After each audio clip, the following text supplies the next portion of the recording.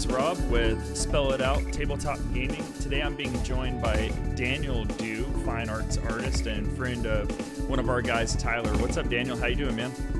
Hey, how's it going? Good to be here. Thanks for joining me, man. So you did some character art for Kai Unagi, and I've seen some of your art, and it's really cool stuff, really fantastic. I know you were telling me that you mostly work in like the fine arts world. It's like, I guess, more abstract. Do you want to elaborate on that a little bit? Sure, yeah. I studied, got an undergrad Bachelor in Fine Art in Austin, Texas, at the University of Texas, and lived in New York and kind of was part of the Bachelor in Fine Art scene, kind of showing work.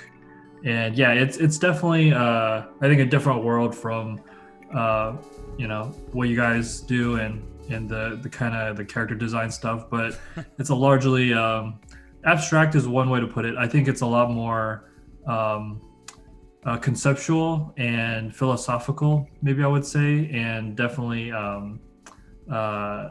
driven by kind of art history and kind of there's equal bits of pretension, but rich culture that you can expect. I don't have much experience in fine arts, but the fact that you bring up that it's more philosophical, that kind of rings in my ear a bit, because to me there's also this element of storytelling behind it. So like I was looking at some of your art and like I was immediately like painting pictures in my head of like either whether there was a meaning behind it or maybe something happened in your life at that moment that brought it. So to me, it's like a lot of the art that you were putting together was painting that picture for me in my head. So I don't know if that's generally something you go for. Yeah, well, I think a lot of people approach it different ways. I think everyone wants to tell a story some way or another, whether it's their own story, something they experienced. I think in fine art, what happens more is you almost put a veil over the thing you're trying to tell. If it's too obvious, it's kind of looked at, it's frowned upon. I think you kind of want to make it a little more mysterious, and so I think there's an appeal to that. I think that not only makes it a little more pretentious at times, but I think it helps more people connect with your art in a larger way, because my story is different from yours, and right. What you're going to get out of it isn't necessarily what I painted, but that doesn't make it any less valid, Yeah, and we're going to come back to that later on, because you and me talked about it a little bit, where we're gonna do a little activity to kind of, I guess, show like how perception changes art. But so you kind of touched on it a little bit, but so how long have you been involved in your field or your art, and what inspired you to pursue it? Yeah, I mean, it's funny that I was able to do some character creation, and really was kind of cool for Tyler to reach out to me, because that's kind of how I started getting into drawing and painting. Like I loved drawing, doodling, and then when I started painting, I actually did a lot of landscapes, because I was interested in kind of like the conceptual like the concept art for a lot of movies and video games. But so I painted since I was in the 6th grade, studied art, and then a few years back I was involved in this academy, which is basically like, if you think about like the old masters, like Michelangelo, all those people, they went through that same training, and it's pretty intense. Like they make you you can't draw in anything other than pencil for the first year, and then once you master that, they let you use paint, and you can only use black and white paint for another year, and then they introduce color for your third. So it's a pretty rigorous, academically minded painting training program. And so I just did that because I wanted to kind of be a master at my craft, really like be able to paint anything I wanted. So it's just kind of something I've been doing my whole life. And I've shown work in New York. I lived in Portland for a few years and was able to do some art shows there. And now I'm in Vancouver, British Columbia. doing grad school, but hoping to continue showing art. Actually, just have a big salon show in Georgia that's coming up next week with Oil Painters of America. So it's just something I've been doing for a long time. It's exciting. Lucky to do it. Nice, man. Yeah, and Yeah. your website's what, danieldew.com, or is it Daniel P. Daniel Dew, P. right? Do. Yeah. Yeah. danielpdew.com. You guys can go and check him out there. I'm going to be bringing it up in a moment, and we're going to go over some stuff there. But so were you one of those guys that were like sitting in the back of class like drawing like Goku and like Dragon Ball Z characters and stuff? Sometimes I'd be sitting in front of class doing that too. Right, yeah. Yeah. Yeah. I would say actually, it was one of those. I got away with a lot of projects because I was good at art. It was Yeah. style over substance. Right. You'd put together that project and be like, oh, look how Yeah. cool this looks, Daniel. Yeah. Yeah. I remember what. Well, I don't know if you had to do this for school, but we had this one physics project where we had to make like a roller coaster, right? uh, And we had, always there's some kind of gimmick. And I think literally the night before we didn't know, like we barely finished it in time, and we didn't know how to decorate it. So I just drew these like Legend of Zelda um, characters and just made it like Zelda themed, and everyone loved it. nice. So you just kind of gotta go with it. Okay, I see why you and Tyler are friends now. Tyler never stops talking about Legend of Zelda.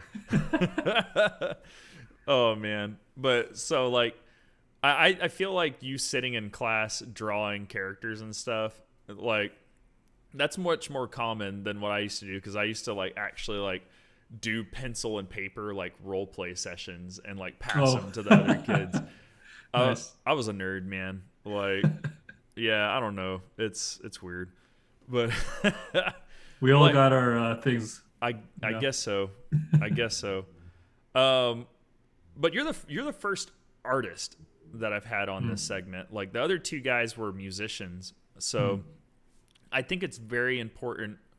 At least before like I start getting into like the main like meat and potatoes of this, to kind of like help the audience paint a picture of what's like a typical day of working in your art or profession. Oh, sure. Oh, that's a scary question, actually. I think any creative profession, you have really busy times and like times where you have nothing to do. And I think painting specifically, oil painting, my friend said it really well. It's an inherent like time waste. Like you can't like do it faster. Like paint dries as fast as it's gonna dry. Right. And so I actually have a lot of downtime. And so I try to take that time to do research. Sometimes I'm just, on YouTube, whatever. But I think it's a lot of times I'm like, if I'm working for a show, or if I have working for a show, a big commission, I'll be working on that, into the nights, into the weekends. And then other times, I'm just, I think there's a myth, like a lot of successful artists, even like more than I wouldn't count myself I'm still up and coming, as they would say. Mm-hmm. A lot more artists more successful than I still need to do part-time work because the creative field is just unstable. And so right now I'm in school part-time, and that's kind of helping me have some sanity when I don't have projects to work on. Before that, I worked with a nonprofit. But yeah, I think it's just really like uh, making sure your other job gives you enough free time to continue painting. Mm-hmm. And so when I'm busy, it's like I'm painting until midnight. But sometimes when I'm not busy, a project that I can finish in like 2 months will drag on for a year. So Right. it is what it is. So I mean, so do you take on commissions pretty frequently, or is it? Yeah. I try to. I think whenever you get started, you just try to take whatever jobs you can get. And sometimes some people pay better. Sometimes it's grind. And I think I've hit a level where I can just be like, these are my quotes and these are my prices. If they fit into your budget, let's do it. So I think I'm at that point where I can be a little pickier, which is Mhm. actually a huge blessing. you know. Do So you feel like it's easier for artists to get more frequent commissions and work than it is for other art fields such as mm. musicians and writers and whatnot? Yeah, I wonder that. I think that I think it might seem that way because it's something that you can see, right? I think for, musicians, you might have a different gig every weekend, but it's hard to kind of a record of that, if that makes sense. But Mm-hmm. with art, everything that I do that I'm proud of, I can post on social media or whatever, and there's a record of it. So I think after the fact, it feels like there's a lot, but I think in the moment, there's always that struggle of like, oh man, like how am I, is this sustainable? Like, Right. there's Right. one point in my life where I was like, I have to do X amount of commissions every month to live comfortably, and I was like, Right. I don't know if that's possible. So, but I think, and not, and so all that to say is, I think art is kind of nice because it compounds on itself. The more you do, the more your portfolio builds, the more people know what you make, and it just kind of it's like a snowball effect. Mm-hmm. Yeah. Yeah, I had commissioned a girl from the Philippines. She did all my like NPC art Hmm. for High School D&D. Yeah. And it was funny because I was throwing so much work at her that she was literally sending me emails just like, "Thank you so much for the work. You don't know how much it means to me. I don't get this much work. You bought me a Yeah. new laptop, blah, blah, blah, Oh, blah, awesome. blah." She Awesome. went on Yeah. about it. It made me feel great, right? Hmm. But at Yeah. the same time, I needed the art for, Yeah. Yeah. it wasn't just to help her out. Right. Right. Yeah. But, she fit a style that I needed. But uh, you did the character design and art for Kai Unagi, or Hmm. like, did Tyler like just lay out exactly what he wanted for you, or did he kind of give you some liberties with that, or Yeah. like Yeah. what was your No, I thought think. process in that? Yeah, I think it was a great because with commissions, a lot of times people don't give you a lot of freedom, which is kind of frustrating, and why I guess I'm in the fine art world more than being a commercial artist because I want that freedom and I want to be able to make art that I want to make. But me and Tyler go way back. We've known each other since middle school, and so he was like, he's one of those people who trusted my talent and my abilities, and was like, I want this look, and he was like, I just he gave me a few references. I just think he was like, I want my character to look like that guy from Persona 5. Yeah, I was like, oh, Joker. I know yeah, yeah. And so I was like, oh, totally, I get it. And so yeah, it gave me a lot of freedom. And I'm one of those people, like I love feedback, so I would like send him some, like, here's what it looks like. He's like, oh, it looks great. And I was like, it's not really feedback. you know Yeah. but I'm just glad that I was able to do something that really made him happy, he was impressed with my styles. Uh even though I don't do that much character work, a lot of my art, I try to make things that pop. I My style incorporates a lot of high contrast and shadow shapes, so Hmm. I think we're going to look at them later, but I like art that really pops and draws the eye in from really far away, and I try to incorporate that into my character design as well. Right. Uh, yeah, Tyler went on and on about you. Like he was like, I'm going to Daniel. Like immediately when I was like, we should commission artists. Yeah. Like at first we were all like, we should all get the same artist so it all looks the Mhm. same. Yeah. But then when nobody could settle on an artist, or like Mhm. people were like, oh, that's too much or what, I was like, you know what? Go to whoever artist you want. I don't care. Just go to whoever artist. As long as you get it done. Like you could draw Yeah. it yourself. I'll let you know if it looks like butt. But Tyler was like, I'm going to Daniel. So I really appreciate his confidence in me. It's as a creative, you probably know, like, you need people who advocate for you and believe in you. right, yeah. Yeah. No, I loved the detail on Kai because like Mm. someone once told me that you can always tell like I guess an artist's skill for Mm. character art when you can look at their hands. And the Mm. hands on Mm. Kai look like really Mm. good. They're really Oh, clean. thanks. Yeah. Uh, I haven't. I guess I haven't like all the other artists. They did great jobs with the other art too, but I like put Oh, you had Kai's hand like out in the front, and that like caught my Oh attention. yeah. Well, I think that's a testament to my like classical painting training because part of it is like you work with a mannequin, you have to kind of learn basic anatomy, like you have to Right. understand the muscles. Like people look the way they do because there's muscles and over skeletons wrapped in skin, And Mm, so just knowing that and practicing that, I think just helps. right. Yeah. Yeah. That's man. Props to you. Like I was that guy who tried to draw Sonic the Hedgehog and was awful at it. Um, so I mean, let's start getting into I guess the main point of this, and that's storytelling through art. Mhm. Uh, do you feel first? Let's get this question out of the way. We'll move on to I guess more abstract questions. But do you feel that storytelling has a direct influence on art, or is it that the art should paint a story to people? Mm. Yeah, no, I definitely think, like I think I mentioned before, I think all art is trying to tell some sort of story, if not some sort of idea, and ideas only are useful and helpful if there's a story behind it. Hmm. And so I think my art uh, uh, is largely representational. When you look at my art, you can tell what's happening, or you can tell what I'm trying to paint. Let's just say that. Not all art has that value, and that's okay. But I think that my art specifically tries to share an experience I had.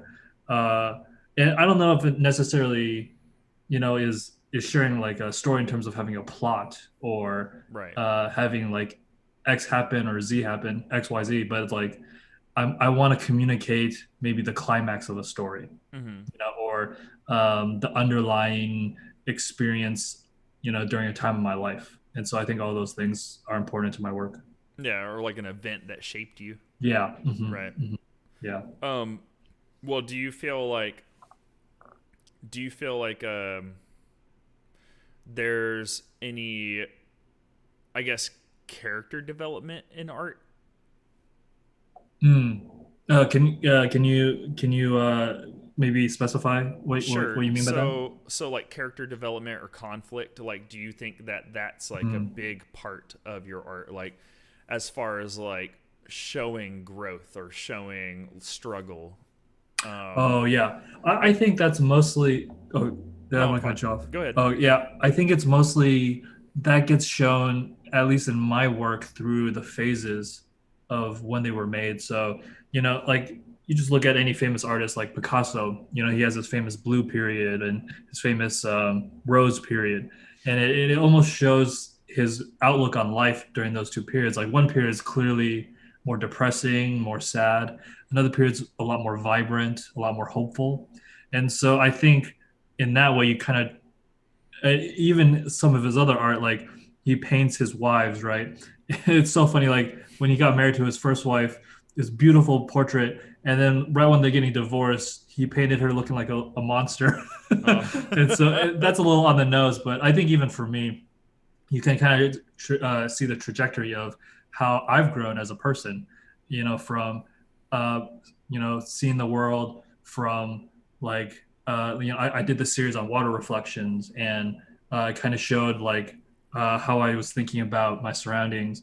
And then I went through a period where I painted a lot of like, I call it like my dark, broody kind of stuff, like a lot of dark mhm. kind of images with a lot of sparse light. And so for me, it kind of traces my character arc, but I also think it kind of reflects just the perspective change for me and just um, and even the subject matter. Like Right. I would tell a lot of people my subject matter is almost light itself. I use light, in my images and how that has changed over time. So, I don't know. Does that answer your question? Yeah. Yeah. So, I mean, I get 100% what you're saying because it also Mhm. works in music a lot of time Uh-huh. for like when I was a musician and working in music. But like there were times where it was like early days, I'd be more focused on like aggressive music. younger guy. I was Mm. uh, kind of rebellious, kind of rambunctious. It was like the music I Yeah. preferred to play was Mm. reflection of that. And as I got older, it became not more mellow, but I guess more experimental Mm. because my Mm. mind started to shift more towards uh, looking at reality differently. Mm. Yeah. But so, I mean, you brought up this point about how the art changes with you.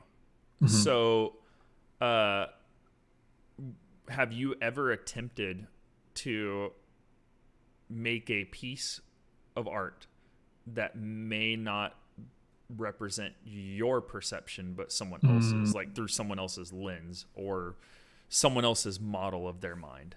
Yeah, that's a good question. I think, and I would say, that's the whole um, client artist relationship, right? Like, every time I get a commission, um, my job is to help bring out the vision of the person asking for, that piece of artwork. I want to make that character, that scenery, that thing come alive, right? That's my job. And I think inadvertently, I will have to bring my experience to help color that. So it's almost a trade-off of, um, uh, what do I bring to the table versus, what I need to capture and put to pen, so to speak.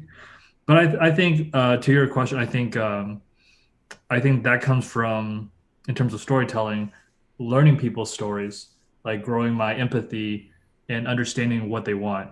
Right. Even with Tyler's character, like just like drawing from what would inspire Tyler and what would make him feel like I can resonate and see myself in this character. You know what I mean?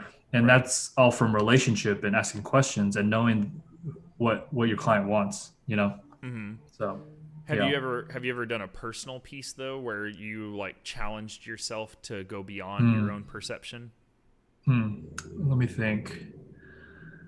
Maybe I think I probably haven't done that since uh my undergrad, when I was doing Hmm. school. I think we there's all these projects you have to do where you have to emulate another artist, like paint something like how in Picasso style, and you kind of have to get into his headspace.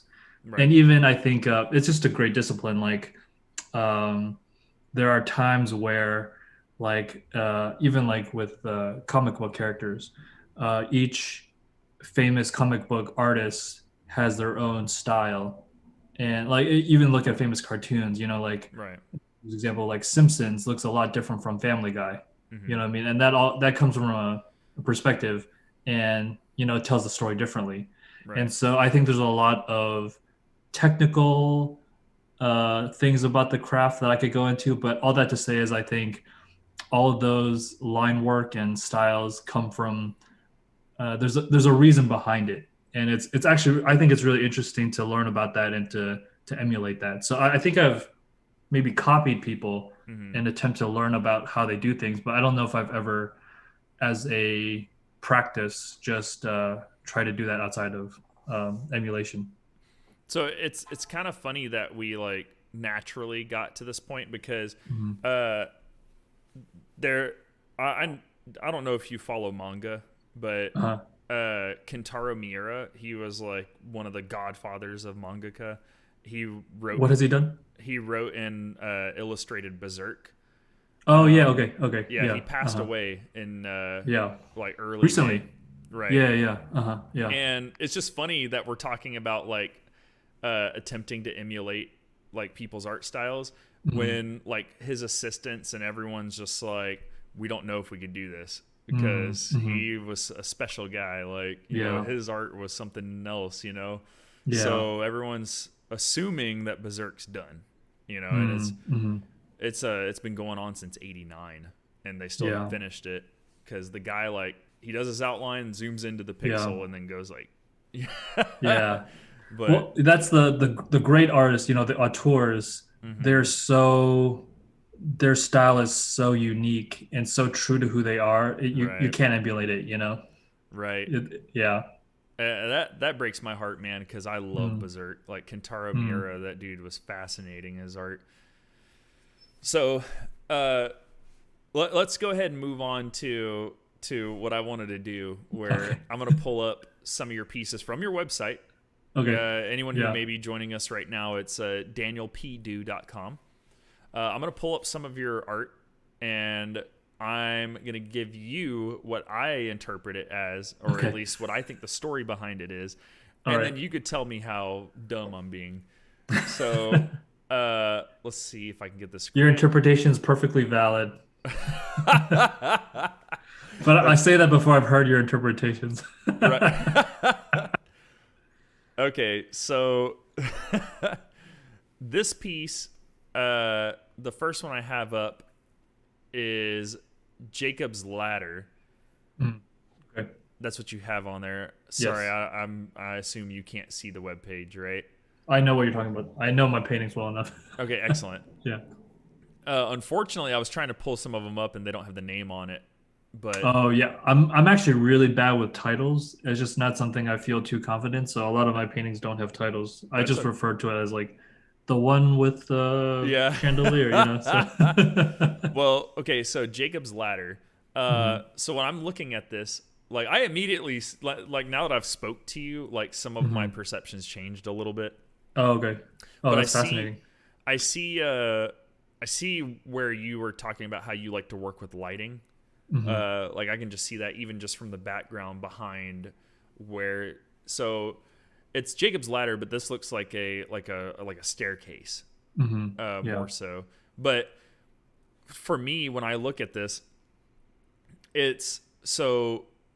Uh, for me, it's almost like it's a representation of kind of like the journey on life and how it twists Mm, and how the path is degrading as you go. Like your health mm, degrades, your experiences become faster as you're going towards death. And you're going to find those pitfalls and cracks along the way that make things harder for you to progress through. And basically, the path itself is dangerous, not even just where mm, you're going, but, you know, getting there is something inevitable. mm. Wow. What that's a very beautiful statement. I appreciate that. I looked at that piece Uh-huh. for like half an hour and I was like, Oh wow. what do I see? Huh. Just because I know that artists at least have their own perception of it, Hmm. and that's why Yeah. I said I know you're going to be like that is not what I was thinking at all. Well, no, I think what's well, do you have anything else to add or I think that was mostly the okay. where I was getting at. Yeah. Um, I think you know just talking to you, you're saying with light and how you were saying you like working with light a lot. I now I look at it and it seems like there's more to it involving the shadows, and I should be looking a little closer to that because you have the shadows like surrounding the area. Mm-hmm. You know, maybe Yeah. their placement means more. Yeah. Well, I think it's funny that you talked about like I think you alluding to like the decay and the almost fragility of life. And what's I think I share this because I just think it's a fascinating bit of context. But that actual staircase that I use as a reference, I I took the photo when I was traveling, and that's actually a broken down staircase that was used by Marie Antoinette in her estate at the Palace of Versailles. So I was Wow. backpacking Europe, and I just saw it. So this has nothing to do with the painting. I just think it's a funny story. But so she's obviously the Queen of France, whatever. She built this whole estate and basically acted like a peasant. So she built like a 100-acre garden, and she purposely had all the engineers make the and architects make the buildings feel like a rural French village Mm. because she was so tired of being a queen, which I just think is hilarious and fascinating and tragic, you know. Mm. But so so that's kind of just some bit of trivia. But so I just was really compelled. So a bit of my process is I was just compelled by that staircase when I saw it. And part of when I was painting, so Jacob's ladder, it's like a, I don't know if it's obvious, but it's a biblical reference, and so a lot of my work has spiritual overtones because I just think I feel like whenever you deal with uh, art and things that are transcendent, I think they just go hand in hand. Like art and spirituality, I think are two sides of the same coin in a lot of ways. And so I just actually thought that was a really, it paralleled that story where Jacob meets God, and uh, Mm. and he meets God in before a very redemptive moment between his brother. You Mm-hmm. know, so I actually really do appreciate your interpretation because I think a lot of the things that you pulled from it are things I didn't really necessarily um, think about when I was painting it, but I think that the way you talked about like the fragility of life, the even using it as a metaphor for the journey of life, I think I definitely wanted to incorporate. You know, Mm-hmm. I think the staircase of looking for something more meaningful and existential. I think the way I dealt with, you know, like the background is murky. Like I did want to incorporate all those things when I painted it, and I think this might be a cop out, but I think a lot of artists would say this. They're like, I think a lot of artists are less quick to share what their paintings mean and more interested in what other people think because they're not able to articulate it themselves. You know, Yeah, I like understand that. you go to an art gallery, the descriptions of the paintings are actually usually never written by the artist themselves. It's written by the curator. Right, You know, right. yeah. And Mm-hmm. so all that to say is, I actually really believe like um, your interpretation brings deeper meaning to my painting. In really, yeah. Well, and I think it's so, pointing out that also you said that you like to reflect like spirituality in your art as Hmm. well. Yeah. Um, Hmm. Even though it's totally different religions and Hmm. spirituality, I don't really like publicly talk too much about my beliefs, but Hmm. I tend to lean more as a philosophical Taoist. And Hmm. so my mind immediately went to the way or the path, Oh, okay. Yeah, So, yeah. Hmm. so which is funny because uh, I don't know, just that piece like immediately screamed to me about like the dangers of the path that we're all on, Hmm. and even though it does lead to uh, experience. Hmm. So let's see if I could pull up another one real quick. I want to find one with a name because I can't really Oh. show you which one. I can't really show Sure. you which one I'm looking at. Okay, this one doesn't have a name, but I'm pretty sure you'll know exactly which one I'm talking about when I describe it to you. It's Okay. uh it's a like alleyway in it Oh, looks okay. like New Yeah. York, Okay. Yeah, I know right? what you're talking about. Yeah. Okay. With the trash can, with the Yes. Yeah. dumpster. Hmm. Yeah. Hmm.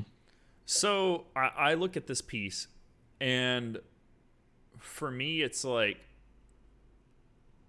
this almost speaks to me as if it's like a familiar place. It's like Mm. it's almost like a comforting place. And I understand that it's an alleyway, and it shouldn't be that way for most people. It should feel more like like alleys are dangerous, but the way you set up Mm. the lighting, the orange Mm. textures and the yellow textures, it feels comforting. It's soft and warm.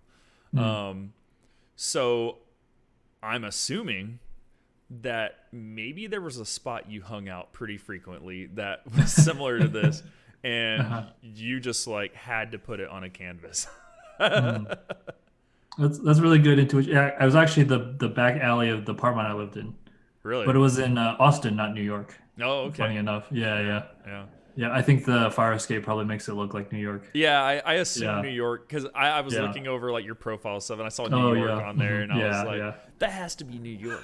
But yeah, there was me trying to be a smartass. No, that's a fair. I mean, It's a good assumption. So, yeah, no, actually, with this painting, this one is actually, I would say, the light plays the biggest deal. I would say, if you notice, like, there's actually a few different light sources. So you got the one in the back from the lamp, and then you have the green light source from the uh, little nook that's coming out, and then you have the light that's coming up right above the dumpster.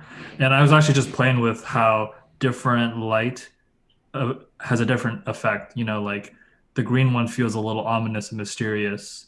The one far away, I tried to like I thought felt kind of inviting, Right. and then the one that was kind of the ones that out of frame, so to speak, and kind of just you're under, was kind of just like basking and like the warmness, almost felt comforting, even though the space itself might not lend to that emotion. Right. And actually, when I was painting that, I actually went through a lot of different, like, so when I painted it, I was the foreground. I actually played with what kind of shadow I would add. Like, would I show my own shadow, like, on the floor? Like, what would that make it feel? And I ended up not putting a shadow in there because I didn't want there to be any hint of a person or a figure. So that was just a creative decision on my point. But yeah, it was it was my backyard, so to speak. Yeah. Well, here, and I have one more. This one I want to talk about a little bit. Um, so this one has a woman in it. Okay, yeah. Hmm. Yeah. Okay. And yeah, You know which one I'm she's talking cut about? off, right? Yeah, yeah, Yeah. yeah. Okay. Hmm. Excellent. Let me pull this up for the audience. All right. So what I see here, she's standing next to a window, Hmm. um, and she's holding something. I can't really tell what that is, Yeah. but I'm assuming that this is, to me, it looks like it's like a nurse or someone who may work in some field that has to present a lot of compassion to someone because they may be receiving messages they don't want to receive. And the reason I think that is there's the heart on her chest, and she is looking down almost as if she's having to deliver news that she doesn't want to. And this is, for me, it's like it's playing into that idea of character development through the art just from how things are Hmm. set up. Yeah. um, but it's like it's almost like coming to terms with bad news as well because of how warm the setting feels. And I know, like, I mean, I'm only 32. I haven't like been in a situation where I've received news where it's like, this may be it, or this may be the end, or this something so bad that my life's going to change forever. Other than like my grandfather passing away, but Mhm. uh, I almost feel like that those colors that you used is like exactly how I would paint like that situation in my head and how I would like imagine that setting. Mhm. But I'm like I said, I'm not sure if that's what you're going for at all. Oh no, yeah. Well, no, that's really. I'm touched that my painting can have, can evoke that much emotion, and that's always the goal of an artist, right? To elicit, that kind of response. But yeah, I did want to explore just kind of like a general sense of like melancholy, Mm-hmm. like I would say that I was painted probably during my more angsty Right. phase of life, if that's not obvious.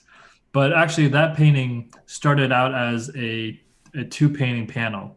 So the figure in the foreground, it's just kind of half of a figure. The other one was on the other painting, which was right next to it, and then that one was just the other side of her, and then kind of shrouded in darkness. So the light was only on this one, and then the other one, the only thing that was kind of in light was her, and then the rest was kind of a dark void.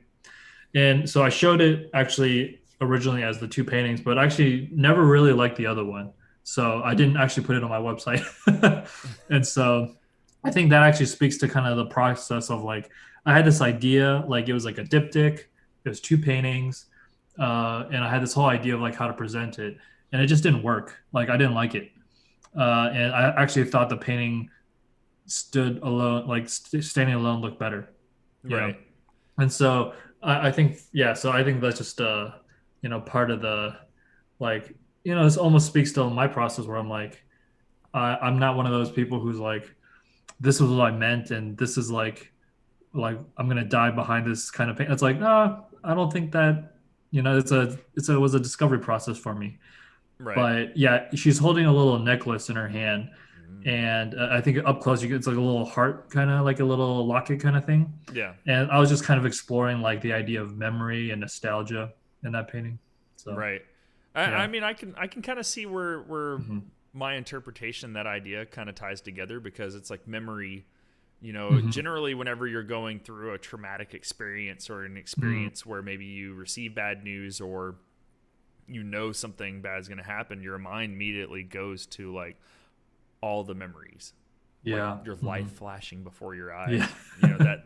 That situation. Hmm. You cool if we do one more? Oh, sure. Yeah. Yeah. Okay. So this one, it looks like it's an archway in a cathedral. One Okay. side is like has a lot of like darker purple tones with a branch coming Yeah. off Yeah. from the Yeah. left Yeah. side. Okay, you Okay. know which one. All right. Yeah. Hmm. All right. So what I see here, it seems like one side is being heavily dominated by this branch, right? Hmm. Which for me represents the chaos of nature, right? Hmm. And Yeah. how chaos in its own right is a part of nature, and it is more natural than order itself. Even though order does play a part in existence and in nature, but it is not as finite as chaos. And on the right side, you can see like this built archway structure that for me would represent the order that is being taken over by the chaos of nature. Hmm. Yeah. Yeah. Actually, that painting in real life is pretty big. It's I want to say it's 6 feet high. Right. Yeah. It just Yeah. all I see on your website's 48 by 60 inch, but Oh I yeah, don't yeah. know. Yeah. Okay, okay. Yeah. So yeah, so all that to say is I think when I was painting it, I was really trying to evoke almost that experience of like sitting in a cathedral. Okay. Like that Yeah. the way the light shines through the stained glass, the almost the kind of the somber kind of hushed mood, you know what I'm Right. saying? So yeah, just kind of evoking that like that reverent feeling, if Right. that makes sense.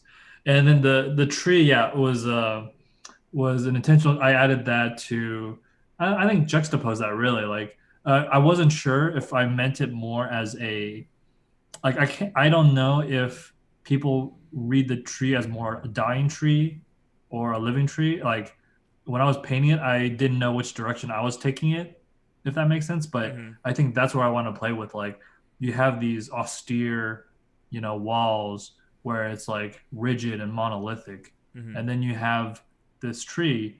And is it thriving? Is it struggling? I think that's what I was trying to explore in that painting. So Right. Well, yeah. unfortunately, I feel like my interpretation may have been heavily influenced by the fact I've been watching a lot of like 40K lore videos, Oh, and what was that that? like Warhammer 40K. Oh, gotcha. Oh, So gotcha. they're all like chaos, chaos, chaos, chaos, Emperor of mankind, chaos, and you're like, Yeah. oh god. Well, our context shapes our interpretation. Right? Yeah, and it's like your momentary context too. Yeah, it's true. Hmm. Well, so before we wrap this up, I have like a couple more questions for you. It Sure. was fun, this interpretation game. I, Oh, I great. I'm enjoyed glad. that. That was really fun. I hope you enjoyed it too, Daniel. No, it's Uh, great. Yeah.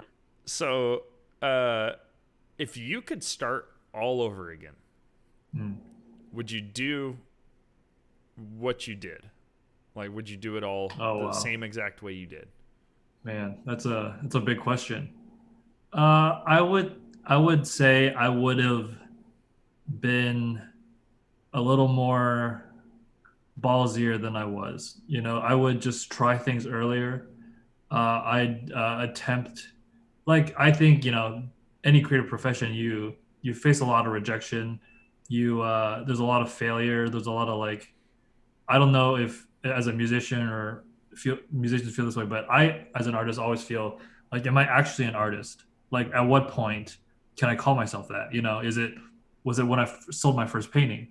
Was it when I first had my work shown publicly? Like, and after every one of those events, I still didn't feel like a real artist. The imposter syndrome, all that. Like, so I would just say it was like, I think a lot of people, the answer is kind of like fake it until you make it, but I think it's like just like trust that you'll make it. You know what I'm saying? Like, and Yeah. kind of go for it sooner. I think I spent, like, I'm 31, and I think I spent a lot of my 20s kind of just half-assing like my artistic career because I was just afraid, you know. And I think I was like, I don't know if I would have gotten anywhere faster, but I didn't do myself any services by just like half-assing it. You know what I'm saying? So I think I would just, that's the one thing I would change. I would be a little more courageous. Right. Well, Yeah. hopefully, me asking that question helps you look in the mirror and tell yourself, I got to be more ballsy, right? I got to be more Yeah. courageous. Like, Yeah. Mhm. dude, just looking at your art, like, dude, it's fascinating pieces. I really enjoy it. I was looking over all of it. I went over your Instagram as well, and just one Mhm. more time for the audience, I'm gonna let them know you guys can check him out. DanielPdo.com. Also, he's at just Daniel Do It on Instagram. Uh, Go check out his workout. It's really cool. I did notice you said that I'm sorry, on your site it said that you have prints available of your pieces. Yes. Mhm. Yeah. Yeah. So if you guys want some like cool art, you know, go straight to his site and start buying it up. Um, and you also do provide commissions as well. Yes. Yeah.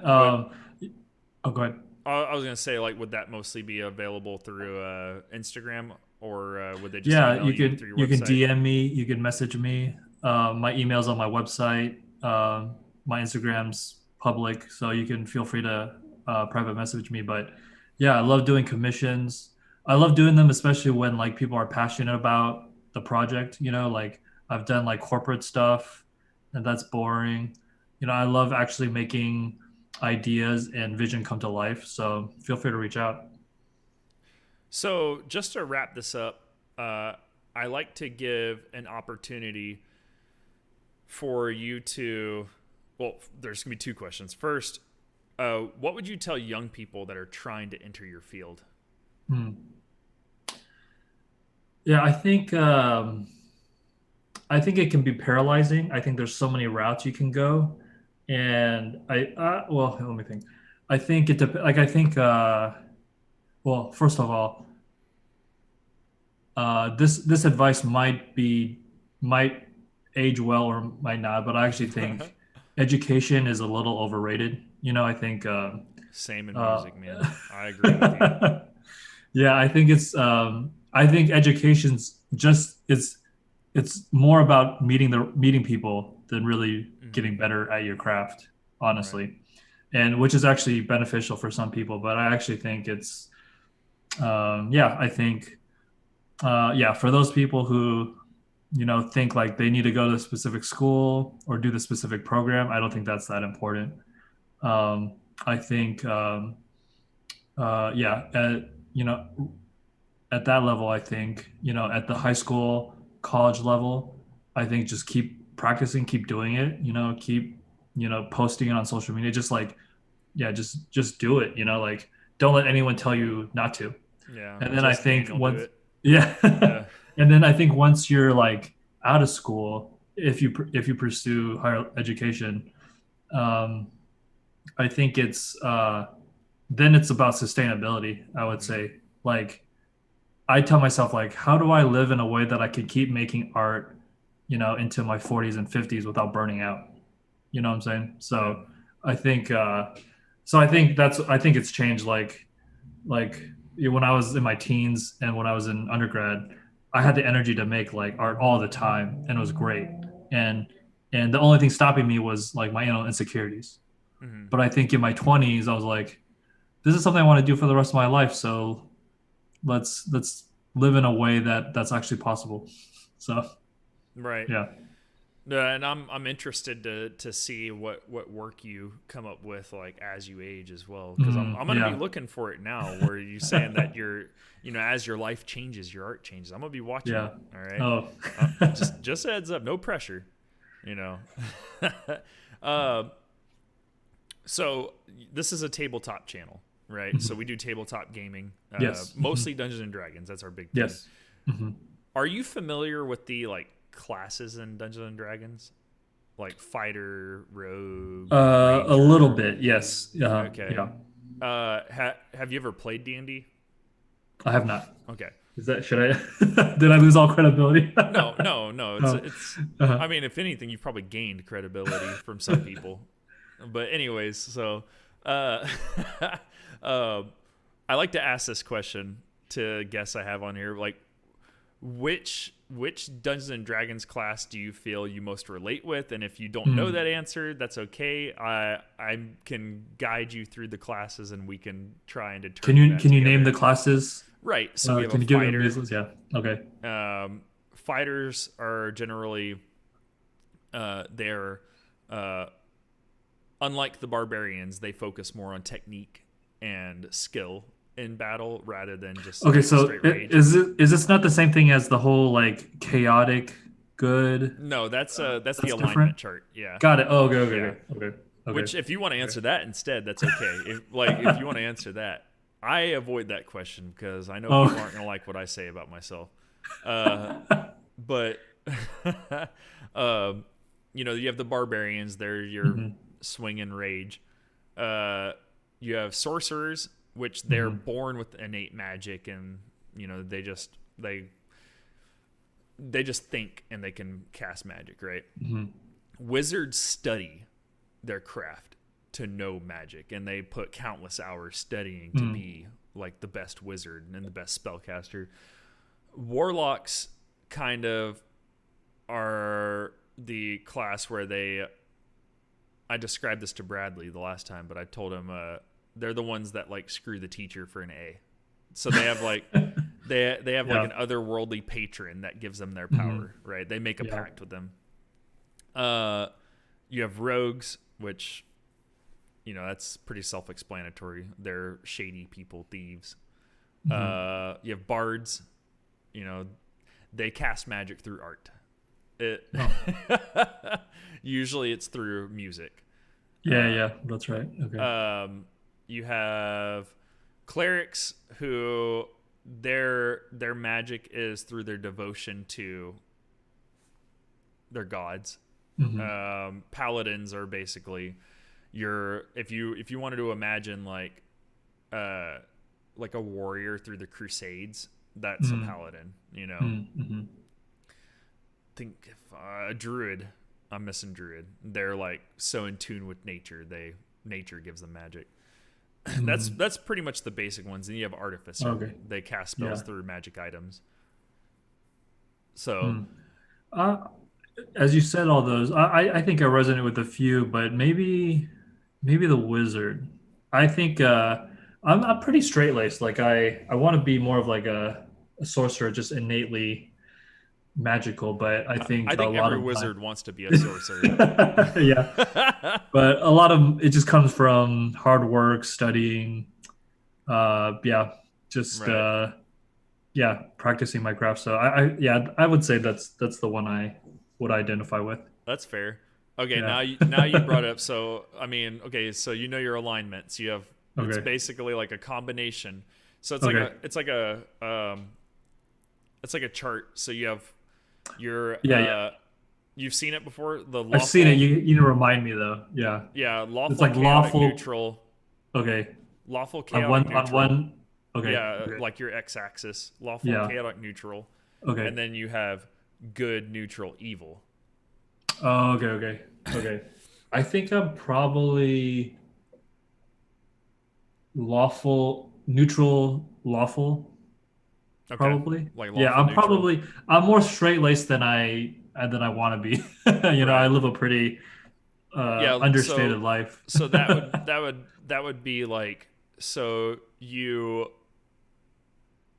follow the laws that society sets in place of you, but not because of some higher authority or like deity or anything like that. Oh, Mostly because uh it's basically that's how you see it fits best, is just staying with what society says is oh wait, accurate. no, wait. Say the lawful, neutral. What's the difference between lawful and neutral? Well, neutral is like, okay, so if you have lawful and chaotic, Okay, what's the middle between lawful and chaotic? neutral. Okay, and then what's the other three? Then you have good and Good. evil, Okay. and neutrals in the center, which we call, if you're Oh, both of them, then you're true neutral. no, I don't know if I'm a true neutral, No, I'm but I'm not not. either. I don't know if I really follow rules that. Hmm. I'm 100% a chaotic neutral. I don't. No, I'm not that. I think Right. I'm. What am I? What? Okay, maybe I'm. So Oh like, no, I'm a. I think I'm a chaotic good because I like to troll people, okay, but okay. I'm harmless. How about Right, that? like, yeah, so you Yeah. mean it, in good spirit. Like Yeah. you're not, Yeah. yeah, I Yeah. got you. Okay. Yeah. Yeah. Uh-huh. Yeah. Yeah. Yeah, those are all funny to me. I love the one where it's like it shows like all the like starship captains from like Yeah, yeah. No, that's various how like TV I shows. it feels like, I don't know if you know about this, like the Myers-Briggs for, it just feels like your personality type for Yeah, yeah. Uh-huh. whatever. Yeah, yeah. I think that they're fun. I haven't taken that one. I Uh-huh. what is it called? I took the one that's the T chart, um, and it talks about like if you're like social behavioral or you're like task oriented, or I don't remember what it was Oh. called. I took it because of work. They had me Oh, take the it. disc test, maybe? Yes, that's what it Oh, is. okay, yeah, yeah. Yeah, I Yeah. did take that. I was Yeah.